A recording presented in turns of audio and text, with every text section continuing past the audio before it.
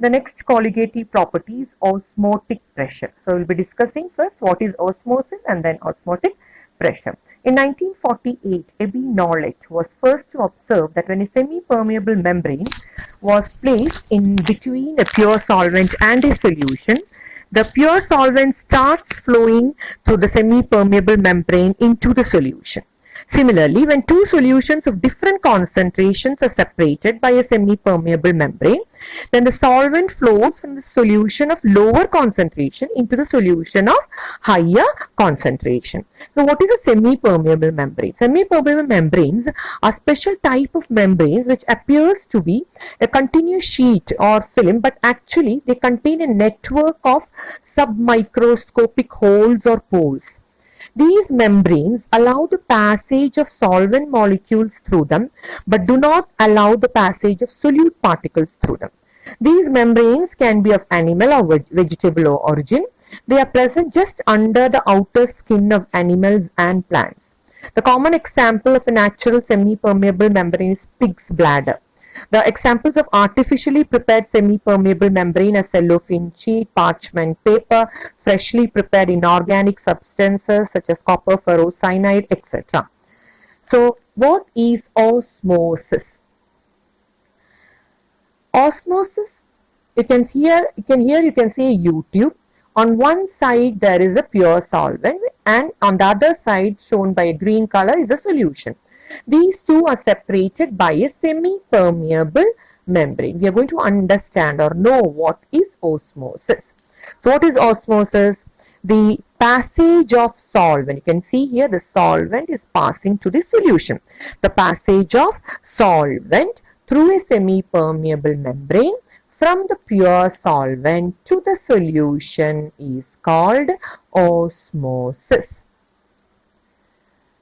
When pressure is applied on the solution part, you can find here, you can see in the figure here, the pressure is applied on the solution side. When a pressure is applied, what happens? To stop, that is, why is the pressure applied? To stop the movement of water, we have to apply mechanical pressure on the solution side.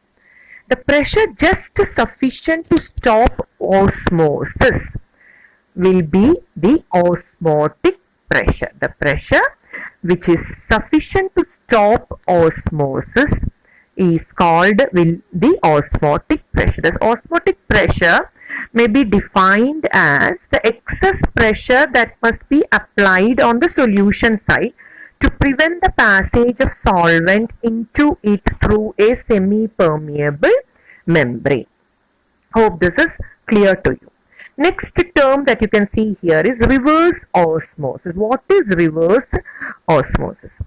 If the pressure applied on the solution part is greater, you might have seen earlier, if the pressure applied on the solution part is greater than the osmotic pressure, then what will happen? The solvent will start moving from the solution to the solvent.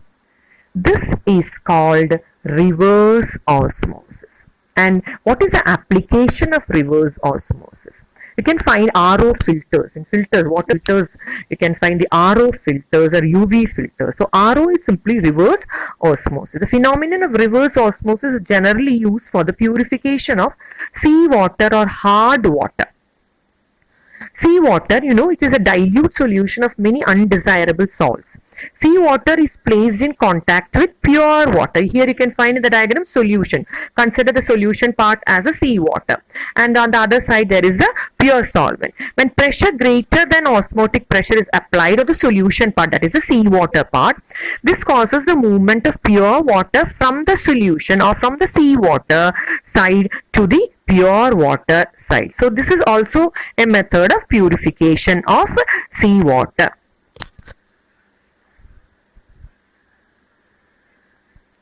Osmotic pressure, as I told you, is a colligative property. It depends only on the number of solute particles, not on their identity.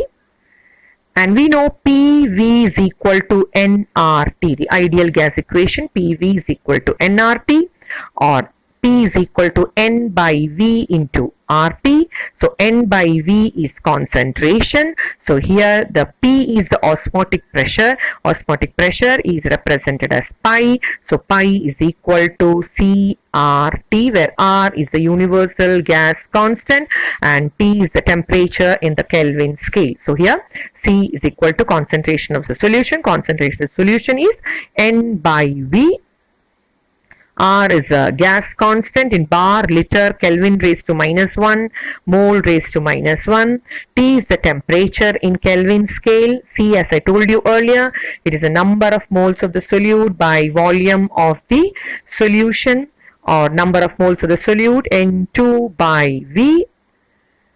So once again, pi is equal to CRT. Substituting C for N2 by V, it becomes pi is equal to N2 by VRT. Now, using osmotic pressure, we can also determine the molar mass of the non-volatile solute, as we had calculated for the using the depression in freezing point and elevation in boiling point. So how can we determine the molar mass of the non-volatile solute using osmotic pressure? N2 is equal to number of moles of the solute is equal to mass of the solute divided by molar mass of the solute.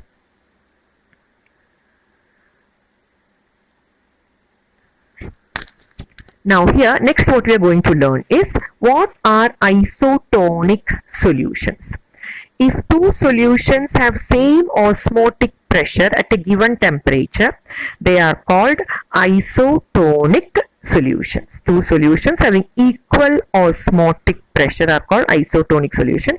Isotonic solutions at the same temperature also have the same molar concentration. Remember, while doing problems, it is very important. If in the problem it is written isotonic, means the concentration will be same. There is a number of moles will be same. C1 will be equal to C2, or N1 will be equal to N2. Now, if we have solutions having different osmotic pressure, then the solution having higher osmotic pressure is said to be hypertonic solution, and the solution having lower osmotic pressure is called hypotonic solution. 0.9% mass by volume aqueous solution of sodium chloride is called normal saline solution, which is isotonic with the fluid inside the human red blood cells, RBC.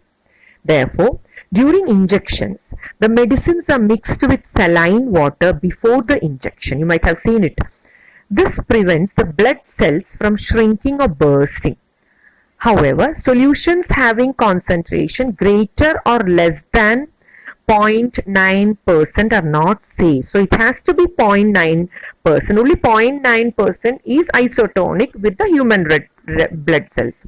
Now, if the concentrations are less or greater, it is not safe. We'll take an example. If sodium chloride solution is less concentrated, is less than 0.9%, then you call it as a hypotonic solution. That is, it is hypotonic with respect to human blood. Its osmotic pressure will be low. Hypotonic means osmotic pressure will be low, and water will move into the cell, causing it to swell and finally burst.